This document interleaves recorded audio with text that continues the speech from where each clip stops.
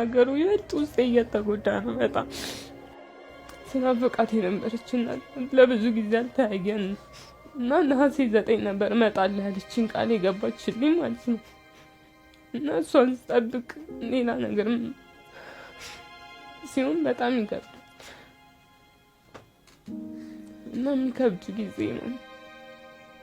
ስሜትን ትጠብቃለህ ለቤተሰብ ያ ከአንተ የሚያዩት ነገር እነሱ እንዳይጎዳቸው፣ ግን ውስጥ ይጎዳል በጣም። ከዚህ በኋላ እንዴት እንደሚሆን ያለ እሷ እንዴት እንደምችል ይከብዳል በጣም።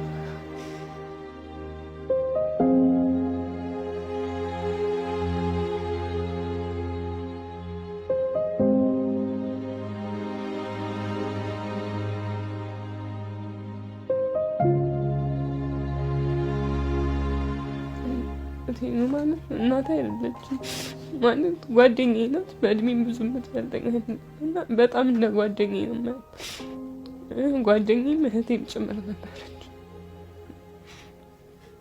ከእናትም በላይ በጣም ጓደኛ ማቾች ነበር። ብዙ ነገር ማዋራት ጓደኛ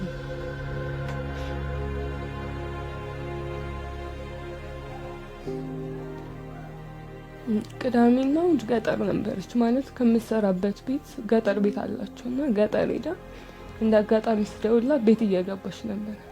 ከዛ በቃ እናወራለን አንዴ ሻወር ልሰድ ብላኝ ማታም ስለነበር እሺ እናወራለን ብዬ ተዘጋ ስልካችን ማለት ነው። ሰኞ ማውራን ማክሰኞ ዕለት ማታ አካባቢ ነው ደውዬላት እንደዘጋችሁ ፈነዳ እና ይሄንን እኔ መፈንዳቱን አልሰማሁም ነበር።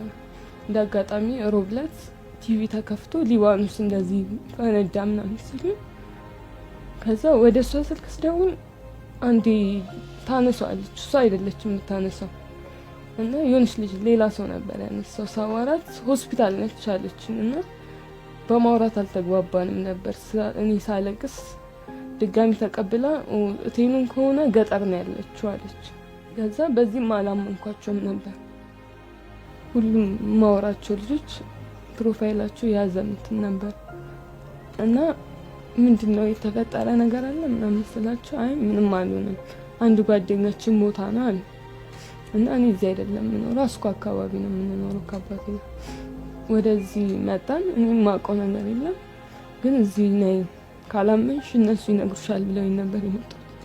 እንዳጋጣሚ ስመጣ በር ላይ አያቴ እያለቀሰች ነበር እና ሌላ ጠብቀው ሰው ስላልነበር